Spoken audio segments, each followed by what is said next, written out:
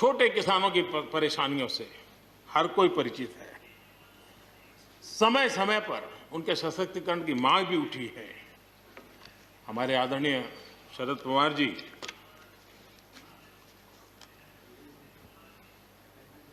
और कांग्रेस के भी हर किसी ने, हर सरकार ने कृषि सुधारों की वकालत की है। कोई पीछे नहीं है, क्योंकि हर एक को लगता है कर पाए नहीं कर पाए अलग बात है, लेकिन ये होना चाहिए, ये बात हर एक की निकली हुई है। और आज नहीं, जब भी जो जहां थे सबने की हुई है। और शरद राव जी ने तो अभी एक बयान भी दिया कि भाई मैं सुधारों के पक्ष में हूं। ठीक है, पद्धति के संबंध में उनके मन में सवाल है, लेकिन सुधारों का विरोध नहीं किया है। और इसलिए मैं समझता हूं कि हमें इस विषय में हमारे साथी श्रीमान सिंधिया जी ने बहुत ही अच्छे ढंग से कई पहलुओं पर इस कानून को लेकर के यहाँ पर ये सारी बातें पिछले 2 दशक से लगातार चल रही है, हर फोरम में चली है। ऐसा नहीं है कि कोई हमारे आने के बाद हर ने कहा है और हर एक को लगा कि अब समय आ गया, हो जाए, अब समय आ गया। ये ठीक है, फुल स्टॉप कॉमा कोई इधर उधर हो सकता है, कोई ये दावा नहीं कर सकता है कि भाई हमारे समय की सोच बहुत ही बढ़िया थी। मैं भी दावा नहीं कर सकता हूं कि हमारे समय की सोच बढ़िया है, 10 साल के बाद कोई नई सोच आ ही नहीं सकती। ऐसा नहीं होता है जी। ये समाज जीवन परिवर्तनशील होता है। आज के समय हमें जो ठीक लगा चलो चले, आगे सुधार करेंगे, नई चीजों को जोड़ेंगे। यही तो प्रगति का रास्ता होता है जी। रुकावटें डालने से प्रगति कहां होती है जी। और इसलिए, लेकिन मैं हैरान हूं, अचानक यू टर्न ले लिया भाई, ऐसा क्यों किया?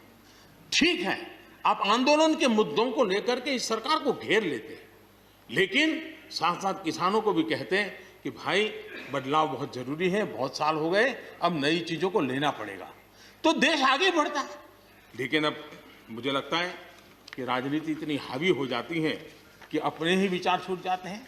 लेकिन जो ये सब कर रहे हैं अच्छा है। आदरणीय डॉक्टर मनमोहन सिंह जी यहाँ मौजूद है, मैं उन्हीं का एक कोट आज पढ़ना चाहता हूँ।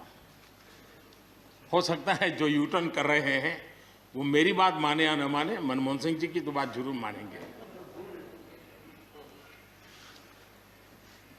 There are other rigidities because of the whole marketing regime set up in the 1930s, which prevent our farmers from selling their produce where they get the highest rate of return.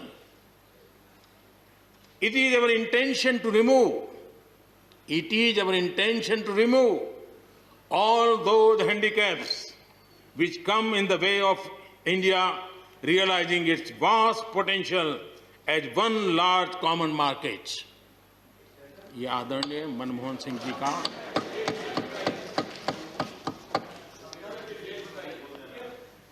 आदरणीय मनमोहन सिंह जी ने किसान को उपज बेचने की आजादी दिलाने, भारत को एक कृषि बाजार दिलाने के संबंध में अपना इरादा व्यक्त किया था और वो काम हम कर रहे हैं। और मुझे आप लोगों को गर्व होना चाहिए कि देखिए मनमोहन सिंह जी ने कहा था वो मोदी को करना पड़ रहा है, गर्व कीजिए।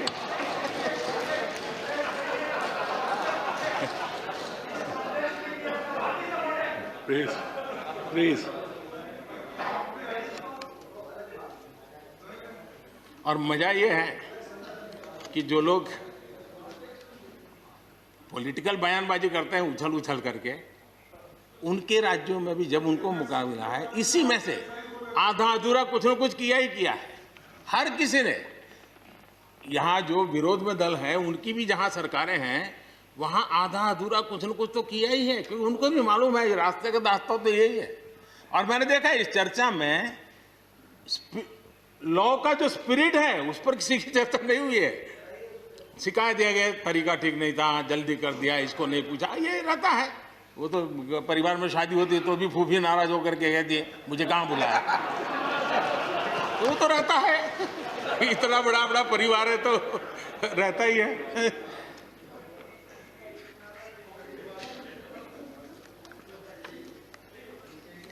हम कुछ और बातों की ओर भी ध्यान दें।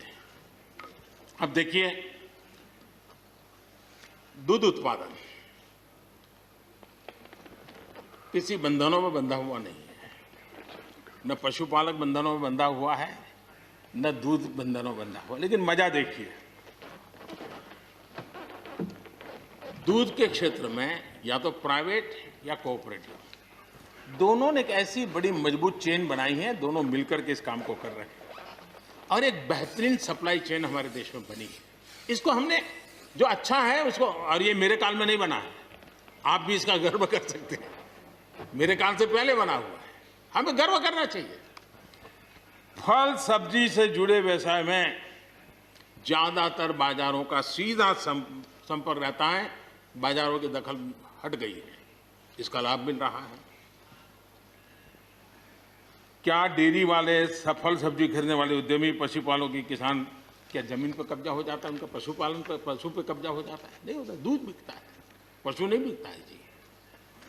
हमारे देश में डेयरी उद्योग का योगदान कृषि अर्थव्यवस्था के कुल मूल्य में 28% से भी ज्यादा है। यानी इतना बड़ा हम एग्रीकल्चर की चर्चाएं करते हैं, इस पहलू को हम भूल जाते हैं। 28% कंट्रीब्यूशन है और करीब करीब 8 लाख करोड़ रुपयों का कारोबार है। जितने रुपये का दूध होता है उसका मूल्य अनाज और दाल दोनों मिला ले तो उससे ज्यादा है। हम कभी इस तरफ देखते ही नहीं है। पशुपालकों को पूरी आजादी, अनाज और दाल पैदा करने वाले छोटे और सीमांत किसानों को जैसे पशुपालक को आजादी मिली है, इनको आजादी क्यों नहीं मिलनी चाहिए? और इन सवालों के जवाब हम ढूंढेंगे तो हम सही रास्ते पर चलेंगे। आदरणीय सभापति जी, ये बात सही है, जैसा हम लोगों की स्वभाव रहा है, घर में भी थोड़ा सा भी परिवर्तन करना हो तो घर में भी एक तनाव शुरू है। चेयर यहाँ क्यों रखी, टेबल यहाँ क्यों रखा, घर में भी होता है। इतना बड़ा देश है और जिस प्रकार की परंपराओं से हम पले बड़े हैं, तो ये मैं स्वाभाविक मानता हूँ। जब भी कोई नई चीज आती है तो थोड़ा बहुत रहता ही हमारे यहाँ, क्योंकि असमंजस की स्थिति भी रहती है। लेकिन जरा वो दिन याद कीजिए जब हरित क्रांति की बातें होती थी। हरित क्रांति के समय जो कृषि सुधार हुए, तब भी जो आशंकाएं हुई, जो आंदोलन हुए, ये वेल डॉक्यूमेंटेड है और ये देखने जैसा है। कृषि सुधार के लिए सख्त फैसले लेने के उस दौर में शास्त्री जी का हाल ये था कि अपने साथियों में से कोई कृषि मंत्री बनने को तैयार नहीं होता था, क्योंकि लगता था कि ऐसा है हाथ जल जाएंगे और किसान नाराज हो जाएंगे तो मेरी तो राजनीति समाप्त हो जाएगी। ये शास्त्री जी के समय की घटनाएं हैं। और अंत में शास्त्री जी को, सी सुब्रमण्यम जी को कृषि मंत्री बनाना पड़ा था और उन्होंने रिफॉर्म्स की बातें की। योजना आयोग ने भी उसका विरोध किया था। मजा देखिए, योजना आयोग ने भी विरोध किया था। वित्त मंत्रालय सहित पूरी कैबिनेट के अंदर भी विरोध का स्वर उठा था। लेकिन देश की भलाई के लिए शास्त्री जी आगे बढ़े और लेफ्ट पार्टी जो आज भाषा बोलते हैं ना, वही उस समय बोलते थे। वो यही कहते हैं, अमेरिका के इशारे पर शास्त्री जी ये कर रहे हैं, अमेरिका के इशारे पर कांग्रेस ये कर रही है। सारा चीज जितना आज मेरे खाते में जमा है ना, वो पहले आपके यहाँ बैठे पे था। सब कुछ अमेरिका के एजेंट कह दिया जाता था हमारे नेता, कांग्रेस के नेताओं को। ये सब कुछ लेफ्ट वाले जो आज भाषा बोलते हैं, वो उस समय भी उन्होंने यही भाषा बोली थी। कृषि सुधारों को छोटे किसानों को बर्बाद करने वाला बताया गया था। देश भर में हजारों प्रदर्शन आयोजित हुए थे, बड़ा मूवमेंट चला था। इसी माहौल में भी लाल बहादुर शास्त्री जी और उसके बाद की सरकार जो करती रही, उसी का परिणाम है कि जो हम कभी PL 480 मंगवा करके खाते थे, आज देश अपने किसान ने अपनी मिट्टी से पैदा की चीजों को खाता है।